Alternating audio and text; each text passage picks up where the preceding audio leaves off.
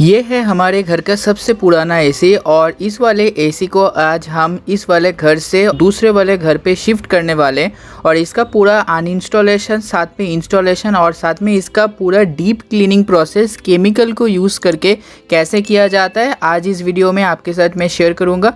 तो फटाफट से जो आउटडोर का यूनिट है उसको रिमूव कर लिया जाता है और जो गैस आउटलेट्स, पाइप्स वगैरह होते हैं उसको रिमूव कर लिया जाता है। सेकेंड जो चीज़ किया जाता है वो है कि इसका क्लैंप के साथ जो स्क्रू फिट होके आता है उसको रिमूव किया जाता है, जैसे कि जो आउटडोर यूनिट है उसको रिमूव कर दिया जा सके बहुत ही इजीली। इस वाला आउटडोर यूनिट बेसिकली हमारा जो एसी है ये सबसे पुराना एसी है हिताची की तरफ से और ये एक नॉन इन्वर्टर एसी है। और इसका सर्विस अगर मैं बताऊं तो बहुत ही अच्छा मेरे को देखने को मिला इन दी लॉन्ग रन। तो हमने सोचा कि इसको एक अच्छे से डीप क्लीन करके मेरे खुद के रूम पे इसको फिर से इंस्टॉल करके मैं दिखाऊं। और पूरा जो अनइंस्टॉलेशन और इंस्टॉलेशन प्रोसेस है ये इन दोनों भैया मिलके करेंगे। और अगर आप कोलकाता से हैं और आप कोलकाता में कहीं पर भी रहते हैं, अगर आप चाहते हैं तो इनको आप कॉल कर सकते हैं। इनका बहुत ही अच्छा सा सर्विस आपको देखने को मिलेगा। मैं आपको डिस्क्रिप्शन बॉक्स में इनके सारे फ़ोन नंबर्स डिटेल्स दे दूंगा, उधर से आप इनके साथ अपॉइंटमेंट बुक करके आपका एसी का कोई सा भी सर्विसिंग वगैरह करना चाहते हैं आप तो वो आप इजीली करा सकते हैं इनको कांटेक्ट करके। तो उसके बाद जो इंडोर यूनिट है उसको धीरे धीरे ओपन कर लिया जाता है और पाइप्स को रिमूव करने के बाद आपका इंडोर का यूनिट मतलब बहुत ही इजीली ओपन हो जाएगा। ओपन होने के बाद इसको आप साइड पे रखिए और एक एक करके आपको सारे जो भी पार्ट्स है इसका फुल आपको ओपन करके मैं दिखाऊंगा इस वाले वीडियो में। और इस वाले वीडियो में सारे पार्ट्स को एक एक करके क्लीन किया गया है और ये पूरा एक फुल डिटेल्ड क्लीनिंग प्रोसेस है जिसमें केमिकल का यूज़ किया जाता है, जिससे जो भी डस्ट पार्टिकल्स इसके अंदर के फिल्टर्स में रहते हैं वो हमारे नॉर्मल जेट स्प्रे करने के बाद ये नहीं जाता। तो इसके लिए अगर आपके एसी का बहुत दिन से आपने सर्विसिंग नहीं कराया है तो इस वाले एसी को आप एक डीप क्लीनिंग सर्विस दे सकते हैं, जिससे क्या होगा कि इसका जो भी कूलिंग है वो और भी हद तक अच्छा हो सकता है। तो इसके लिए मैं आपको बता रहा हूँ कि इस वाले वीडियो में मेरा दिखाने का यही मकसद है कि जैसे कि आपको एक अच्छा सा आइडिया हो जाए कि डीप क्लीनिंग किसको कहते हैं और इसका जो भी मतलब केमिकल को यूज़ करके कैसे किया जाता है वो मैं आपको दिखाऊँगा। तो ये आप देख पाएंगे कि जो भी स्क्रूज़ वगैरह, नट्स वगैरह हैं वो ज़्यादा टाइट हो जाते हैं। ज़्यादातर हम अनइंस्टॉल तो नहीं करते एसी को, तो उस टाइम जब भी हम इसको अनइंस्टॉल करते हैं तब ये नट वगैरह होते हैं वो बहुत ही मतलब हार्ड हो जाते हैं। तो इनको रिमूव करने के लिए हीटिंग का उपयोग किया जाता है।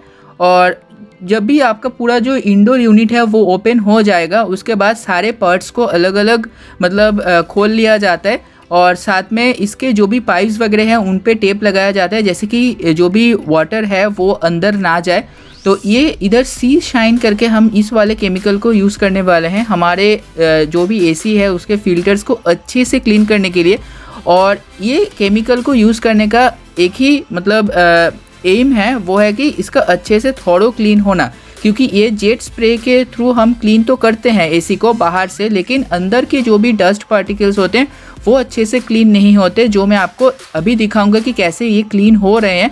तो पहले ये आप देख सकते हैं कि बहुत ही एक थिक फोम जनरेट होता है और इसको क्लीन करने के बाद आपको एक येलोइश फोम आपको डिस्चार्ज होते हुए दिखेगा। ये बेसिकली सारे जो भी डस्ट पार्टिकल्स होते हैं इनको कलेक्ट करके ये जो फोम है ये चिपक जाता है और जब भी आप वॉश करेंगे तो आपका फ़िल्टर एकदम ब्रांड न्यू हो जाएगा। जब भी आप नया एसी खरीदते हैं वैसी तरह आपका एसी हो जाएगा और कूलिंग में आपको बहुत ही हद तक डिफरेंस देखने को मिलेगा। और जब भी आप इसको खुद से करवाएंगे एक बार तो आप खुद ही इसका एसी का जो भी पावर है और जो कूलिंग का जो भी मतलब कैपेसिटी है वो आप अच्छे से फील कर पाएंगे कि जब भी आप इसको न्यू इंस्टॉल किए थे तब और अभी क्लीन करने के बाद आपको डिफरेंस फील हो जाएगा। तो पहले जो भी इंडोर का यूनिट है इसको ही बेसिकली केमिकल ट्रीटमेंट करके क्लीनिंग वगैरह किए जाते हैं। आउटडोर यूनिट को सिंपली जेट स्प्रे से मतलब अच्छे से क्लीन किया जाता है, जैसे कि अंदर के कॉयल वगैरह में जो भी पानी है वो ना जाए, तो वो थोड़ा डेलिकेट पोर्शन होता है जो आउटडोर यूनिट है उसको अच्छे से क्लीन करना चाहिए। और ये वाला प्रोसेस आपको प्रोफेशनल के द्वारा ही कराना चाहिए, जिससे आपका एसी का लॉन्जिविटी और भी बढ़ सकता है। अगर आप मतलब कहीं पर से इसको क्लीन करा लेते हैं तो बाद में जाके आपको फिटिंग करने में प्रॉब्लम हो सकता है, तो आपको इसको अच्छे प्रोफेशनल्स के द्वारा करा सकते हैं आप। तो इन भैया के आपको जो नंबर्स हैं मैं डिस्क्रिप्शन बॉक्स में दे दूंगा। इनके पास बहुत ही अच्छा एक्सपीरियंस है और बहुत ही अच्छे से ये लोग ये काम को करते हुए आ रहे हैं। तो आपको एक अच्छा सा एक्सपीरियंस्ड हैंड्स आपके एसी को मिलेगा, तो आपको कोई सा भी दिक्कत नहीं होगा इसमें। तो जैसे कि आप देख पा रहे हैं, सब कुछ हो जाने के बाद फिर से मोटर को फिक्स किया जाता है और मोटर में जो भी मतलब उसके अंदर जो भी मतलब डस्ट वगैरह है उसको क्लीन करने के बाद लुब्रिकेंट के लिए हम वेस्लिन का यूज़ किए हैं इधर। और उसके बाद फिर से सारे जो भी प्रोसेसेस वगैरह हैं इन पे इसको फिट कर दिया जाता है। जो भी पार्ट्स वगैरह है बेसिकली वो एक एक करके मतलब फिट कर दिया जाता है। इसके अंदर की जो भी कंपोनेंट्स वगैरह होते हैं वो एसी टू एसी वेरी करता है बेसिकली। अगर आपके पास पैनासोनिक का एसी है, एलजी का एसी है, उसमें आपको इतने कॉम्प्लेक्स सिस्टम्स देखने को नहीं मिलेंगे जितना कि आपको हिताची, डाइकेन और भी अदर जो भी ब्रांड्स है ओ जनरल इनमें देखने को मिलता है, क्योंकि इनका एसी का थोड़ा क्वालिटी और थोड़ा इसका बिल्ड क्वालिटी थोड़ा डिफरेंट होता है as compare to other ACs. So आपको एक प्रोफेशनल हैंड की ज़रूरत होता है इन सारे एसीज़ को ओपन करके फुल्ली डीप क्लीन करने में। सारे लोग इसको अच्छे से क्लीन नहीं कर पाते, तो ये चीज़ मैं बार बार बोल रहा हूँ कि आप प्रोफेशनल्स के द्वारा ही आपको इसको क्लीन करना पड़ेगा, तब भी जाके आपका एसी को फिर से आप रीअसेंबल जब करेंगे आपको कोई सा भी दिक्कत नहीं होगा।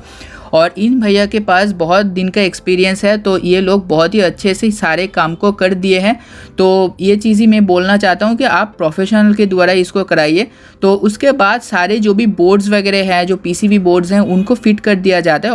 और ये चीज़ ध्यान में रखना है कि पीसीबी बोर्ड्स में कोई सा भी वाटर का मतलब कोई सा भी छोटा सा भी वाटर का ड्रॉप वगैरह नहीं रहना चाहिए, अच्छे से क्लीन होना चाहिए, नहीं तो शॉर्ट सर्किट का एक चांस रह जाता है। तो ये चीज़ आपको ध्यान पे रखना है। तो पूरा एसी इंडोर का यूनिट फिट हो जाने के बाद और इसको अच्छे से मतलब सारे फिल्टर्स वगैरह को फिर से रीइंस्टॉल कर दिया जाता है और उसके ऊपर से एक अच्छे से क्लीन कर दिया जाता है। और बहुत ही सुंदर सा देखने को लग रहा था हमारा AC for the first time इसको क्लीन करने के बाद। मतलब बहुत दिन हो गया था क्लीन नहीं हुआ था ये। और आउटडोर यूनिट का तो मैं बात ही नहीं करूँगा, आप इसका पानी का कलर देख के समझ सकते हैं कि कितना गंदा हो चुका था। और हमारा घर बेसिकली रोड के एकदम मतलब पास ही है, तो सारे मतलब दिन रात व्हीकल्स वगैरह मतलब आते जाते रहते हैं, तो धूल डस्ट वगैरह बहुत मतलब एक्यूमुलेट हो जाता है आउटडोर यूनिट में। लेकिन हम जितना हो सकते हैं कि आउटडोर यूनिट को हम मतलब अच्छे से मेंटेन करते हैं, तो इसके लिए आपको आपका एसी का लॉन्जिविटी जो है वो अच्छा देखने को मिलेगा। हमारे लिए ये वाला एसी मतलब बहुत ही अच्छा था और 12 साल में आपको बता रहा हूँ कि 12 ईयर्स तक हमको इसको कोई सा भी मतलब डैमेज वगैरह सारे जो भी चीज़ें हैं वो नहीं हुआ हिताची के इस वाले एसी में, जो बहुत ही एक अच्छा चीज़ है। और नॉन इन्वर्टर जो भी एसीज़ वगैरह आते थे पहले, उन पे कोई सा भी दिक्कत वगैरह ज़्यादातर नहीं देखने को मिलते थे as compare to the inverter ACs. तो उसके बाद हम इस वाले मेरे न्यू रूम पे इसको फिर से इंस्टॉल कर रहे हैं। तो इसको पहले इंस्टॉल करके हम थोड़ा मतलब मार्किंग्स वगैरह कर लिए और साइड से इसको जो भी होल होते हैं उनको कर लिया जाता है, जैसे कि सारे पाइप्स वगैरह इनके थ्रू आर पार जा सके। तो ये चीज़ आप देख पाएंगे कि जब भी दोनों कॉपर पाइप्स को बेसिकली इनके मतलब दोनों इनको मतलब फिक्स किया जाता है, तो ये हीटिंग एलिमेंट के द्वारा क्या होता है कि उसके अच्छे से वो फिक्स हो जाए, गैस लीक ना करे। तो ये सारी कुछ चीज़ें अच्छे से देखा जाता है। और उसके साथ साथ आपको जो स्पॉन्ज वगैरह होते हैं उनको इसका पैलेटाइज अच्छे से किया जाता है।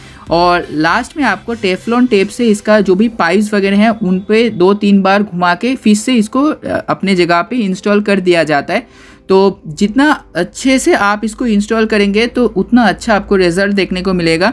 और जो आउटसाइड एक्सटीरियर को जो भी पाइप है उसको हम बाहर निकाल लिए बहुत ही इजीली, और हम जो आउटडोर यूनिट है उसको फिर से इंस्टॉल कर रहे हैं। Same channel, same holders, same outdoor unit हम फिर से इंस्टॉल करके आपको दिखा रहे हैं। और प्रोसेस बहुत ही सिंपल है, लेकिन जो मैं पहले भी बता चुका हूँ कि प्रोफेशनल लोगों के द्वारा ही आप ये वाला पूरा काम कराइए, नहीं तो आपका एसी डैमेज हो सकता है। तो साथ में जो भी आउटडोर यूनिट है वो मतलब लगभग थोड़ा ज़्यादा भारी है इस वाले नॉन इन्वर्टर की सीरीज़ का।